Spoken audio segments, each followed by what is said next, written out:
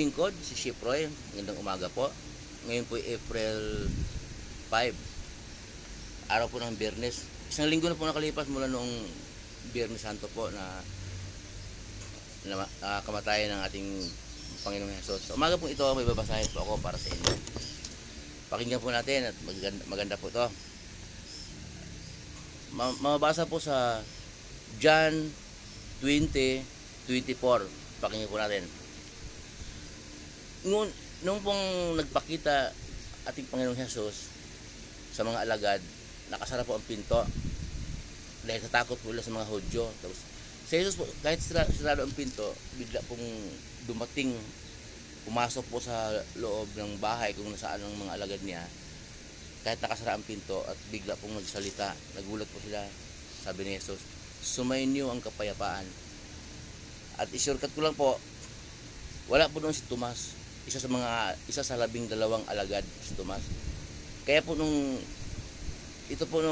kumplito na sila, nandoon na si Tomas, ay babasahin ko po sa inyo sa John 20:24. Ganito po. Ngunit si Tomas na tinatawag na kambal at kabilang sa 12 alagad ay wala roon nang dumating si Jesus. Kaya't sinabi sa kanya ng ibang mga alagad, nakita namin ang Panginoon. Sumagot si Tomas, hindi ako maniniwala hanggat hindi ko nakikita ang mga butas ng mga pako sa kanyang mga kamay, at hanggat hindi ko nailagay ang aking daliri sa mga iyon at mahawakan ang kanyang tagiliran. Makalipas po ang isang linggo, muling nagkatipon sa loob ng bahay ang mga alagad at kasama nila si Tomas. Nakasara ang mga pinto, ngunit pumasok si Jesus. Tumayo sa kalagitnaan nila. Sinabi niya, sumainyo ang kapayapaan. At sinabi niya kay Tomas, ilagay mo ang iyong daliri dito at tingnan mo ang aking mga kamay. Ilagay mo ang iyong kamay sa aking tagiliran. Huwag ka nang mag-alinlangan pa, sa halip maniwala ka na. Sumagot po si Tomas, Panginoon ko, Diyos ko. Sinabi sa kanya ni Jesus, naniniwala ka na ba dahil nakita mo ako? Pinagpala silang hindi nakakita, gayon din ay naniniwala. Ito po ang mensahe sa ating Diyos sa umaga ito. Pagpasok po ni Jesus sa bahay nang kinaroonan ng kanyang mga alagad, nakasara po ang pinto dahil sa takot nila sa mga Hudyo. Dahil po iniisip ko sila, idadamay sila sa ginawa ng mga Hudyo kay Jesus. Kaya nakasara po ang pinto. Pero kahit sarado ang pinto, pumasok si Jesus at ang sabi, sumayin nyo ang kapayapaan. Para bang pinapakalma sila na huwag kayong matakot. Parang sumayin ang kapayapaan. Yung ibig sabihin po, pumayapa kayo, yung alisin yung kaguluhan sa kaloob, sa isip, alisin yung kaba. Kaya sinabi niya, sumayin nyo ang kapayapaan. Magtiwala kayo sa Diyos, magtiwala kayo sa akin. Yun ang parang pinapaliwanag, sumain nyo ang kapayapaan. So alisin ang kaba, alisin yung kaguluhan sa isip, alisin yung alinlangan, alisin yung takot.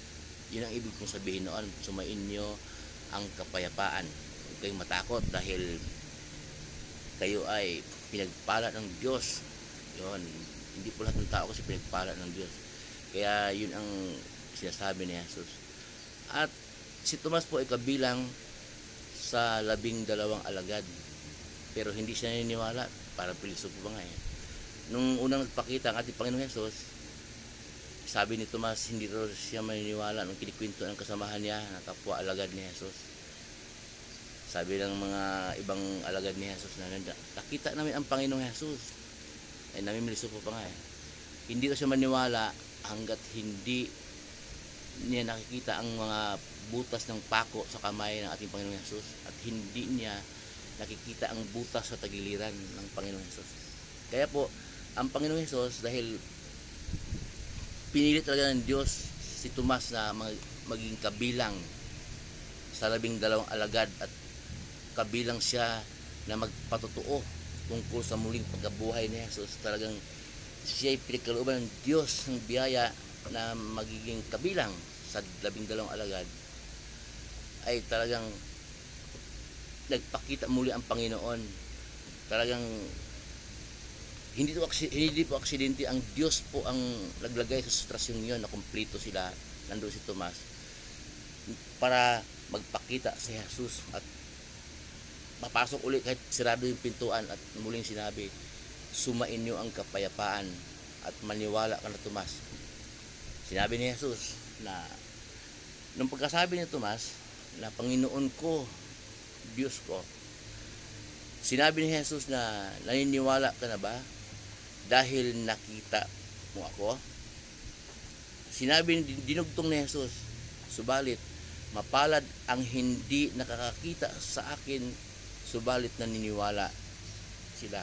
So sa panahon po natin ngayon, hindi naman natin nakita si Jesus ng personal, pero naramdaman natin na siya ang ating Panginoon at siya ang ating tagapagligtas.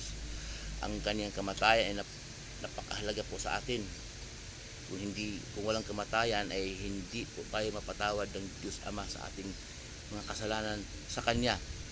Sa Diyos tayo nagkasala, Diyos Ama, hindi natin kayang bayaran, talagang hindi natin kayang magpakalinis, hindi natin kayang oras-oras nagkasala tayo. Paglabas natin ng traffic, na irita tayo, tumingin tayo sa tao na may masamang pagdanasa, nakikiapid na tayo, talagang hindi natin kayang iwasan ang pagkakasala. Kaya hindi natin kayang bayaran ang kasalanan natin sa Diyos Ama. Kaya kailangan mamatay si Jesus upang mapatawad tayo ng Diyos Ama sa ating mga kasalanan. Sumasampalataya tayo sa Kanya, sumasampalataya tayo kay Jesus para patawarin na tayo sa ating mga kasalanan. So mapalad po tayo na hindi nakita si Jesus, pero naniniwala tayo na si Jesus ang daan, ang buhay. Walang ibang makakapasok sa Ama kundi sa pamamagitan niya. Kung naniniwala tayo.